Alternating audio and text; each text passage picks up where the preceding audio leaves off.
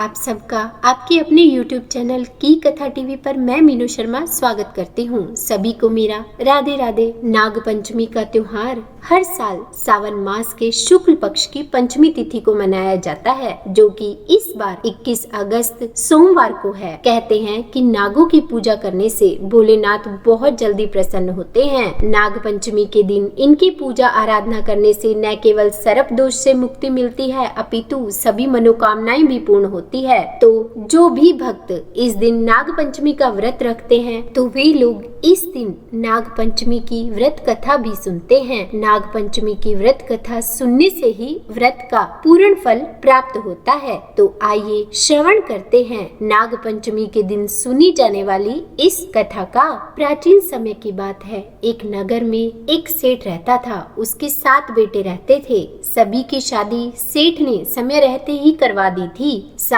बहुएं मिलकर घर का काम किया करती थी। उन सभी में से सेठ की जो सबसे छोटी बहू थी, वह बहुत ही संस्कारी थी। एक दिन काम करते हुए घर की बड़ी बहू ने अपनी देवरानियों से कहा कि घर को लीपने के लिए पीली मिट्टी नहीं है, जंगल जाकर हमें मिट्टी लानी होगी। तो जेठानी के ऐसा कहते ही सभी उसके साथ मिट्टी लेने के लिए निकल गए। जब जंगल में एक जगह पर वे खुरपी से मिट्टी निकाल रहे थे, तब उनमें से सबसे बड़ी वाली बहू को एक सांप नजर आया। तब उसे मारने के लिए उसने खुरपी उठाई, परंतु जैसे ही सबसे छोटे बहू ने देखा तो उसने कहा कि जेठानी जी, इसे मत मारिए, इसकी कोई गलती नहीं है, जंगल ही तो इसका घर है। अपनी देवरानी की बात मानकर उसने नाग को कुछ नहीं किया। तब उसके बाद उस छोटी बहू ने नाग से कहा कि आप एक जगह पर अलग से बैठ जाइए, हम तब तक मिट्टी खोदते हैं, फिर आपके पास आएंगे।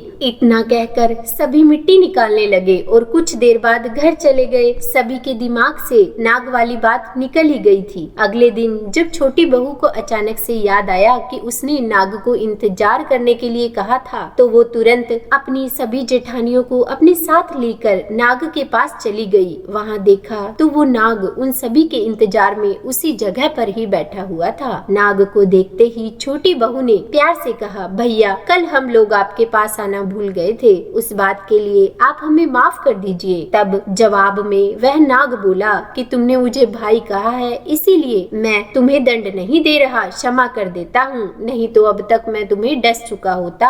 आज के बाद में तुम हमेशा मेरे लिए बहन रहोगी। तो अब तुम अपने भाई से कोई भी वरदान मांग लो, मैं तुमसे बहुत खुश हूँ। इतना सब सुनने के बाद छोटी बहू ने नाग से बोला कि मेरा कोई भी भाई नहीं है, अब से आप ही मेरे भाई हो। अब हरदम आप मेरी रक्षा करना, यह आपका फर्ज है, बस यही वरदान मुझे दे दीजिए। नाग ने हर कदम पर अपनी बहन के साथ देने का वादा किया और फिर वो वहाँ से चला गया। फिर सेठ की सारी बहुएं अपने घर लौट आई। कुछ समय बाद नाग इंसान का रूप लेकर अपनी बहन से मिलने सेठ के घर आया। उसने सेठ से कहा कि मेरी छोटी बहन को बुला दो, वो आपकी सबसे छोटी बहू है। पहले तो उनके मन में हुआ कि बहू का तो कोई है ही नहीं, ये कहाँ से आ गया। फिर भी उन्होंने अपनी छोटी बहू को बाहर बुलाया। नाग ने फिर साथ में अपनी बहन को अपने घर ले जाने की बात भी सेठ से कही। सेठ ने इसकी भी आज्ञा दे दी। फिर नाग ने अपनी बहन से पूछा कि कहीं तुम मुझे भूल तो नहीं गई हो।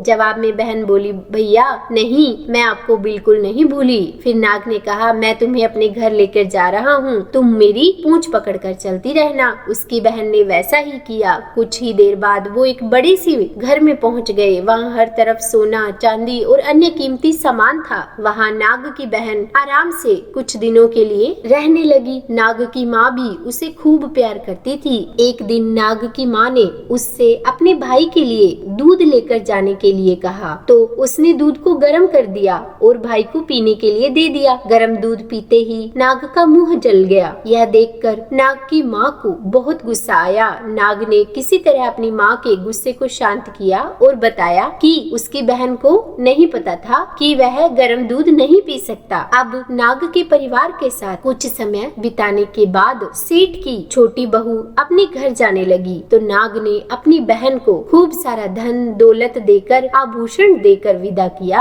बहू के साथ घर में इतना सारा धन आते देखकर सेठ और उसकी जेठानियां हैरान रह गई। एक दिन नाग की बहन को घर की बड़ी बहू ने कहा कि तुम अपने भाई से और सोना चांदी लेकर क्यों नहीं आती? उसके पास तो बहुत सारा पैसा है, वो तुम्हें मना नहीं करेगा। छोटी बहू ने अपने भाई नाग को यह बात बताई। इसके बारे में पता चलते ही नाग ने अपनी बहन का घर तरह तरह के आभूषणों से भर दिया। सरप ने छोटी बहू को हीरो मणियों का एक अद्भुत हार भी दिया। उसकी प्रशंसा उस देश की रानी ने भी सुनी और वह राजा से बोली कि सेठ की छोटी बहू का हार उसे चाहिए। राजा ने मंत्री को हुक्म दिया कि उससे वह हार लेकर शीघ्र ही उपस्थित हो। मंत्री ने सेठ जी से जाकर कहा कि महारानी जी छोटी बहू का हार पहनेंगी, वह उससे लेकर मुझे दे दो। तब सेठ जी ने डर के कारण छोटी बहू से हार मंगाकर दे दिया। छोटी बहू को यह बात बहुत बुरी लगी। उसने अपने सर्प भाई को याद किया और आने पर प्रार्थना की कि भैया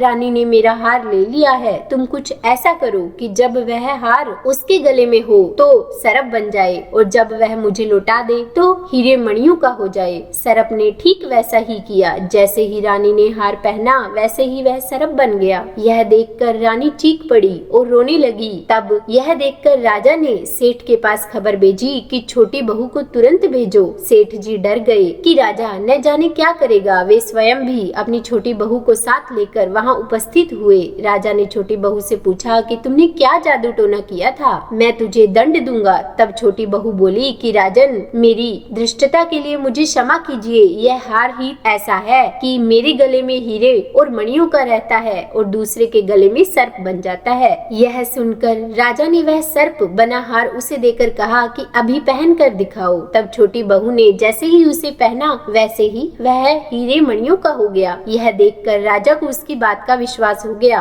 तब उसने उससे इसका कारण पूछा। तब छोटी बहू ने उसे बताया कि यह मेरे भाई सरप ने मुझे दिया है, इसीलिए यह ऐसा है। तब राजा ने उसे बहुत सी मुद्राएं और धन देकर उसे वहां से भेज दिया। उसके धन को देखकर बड़ी बहू फिर से उससे ईर्ष्या करने लगी और उसने उसके पति को सिखा दिया कि छोटी बहू पता नहीं कहां से इतना धन लेकर आई है। यह सुनकर उसके पति ने अपने पत्नी को बुलाकर पूछा कि ठीक ठीक बात बताओ कि यह धन तुझे किसने दिया। तब उसने फिर से अपने सरप भाई को याद किया तो उसी समय सरप ने प्रकट होकर कहा कि यदि मेरी धर्म बहन के आचरण पर संदेह प्रकट करेगा तो मैं तुझे डस लूंगा। यह सुनकर छोटी बहू का पति उससे माफी मांगने लगा। फिर उसने सरप देवता का बड़ा सत्कार किया। उस दिन नाग पंचमी ही थी। उसी दिन से नाग पंचमी का त्योहार मनाया जाता है और स्त्रियां सर्प को भाई मानकर उनकी पूजा करती है। तो बोलिए